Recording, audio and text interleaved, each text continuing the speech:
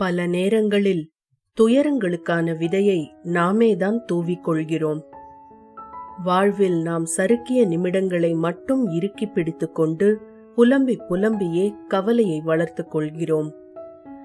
ஆனால் விழுந்து எழுந்த பின் தைரியமுடனும் நம்பிக்கையுடனும் நிமிர்ந்து நடந்த சந்தோஷங்களை எளிதில் மறந்து விடுகிறோம்.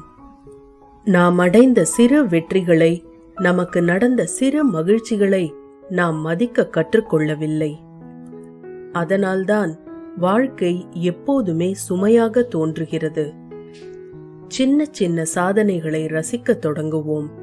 சின்ன சின்ன மகிழ்ச்சிகளை மனதில் சேமிக்க தொடங்குவோம். அந்த நன்றி உணர்வே நம் வாழ்வை அழகாக்கும் மருந்தாக மாறும்.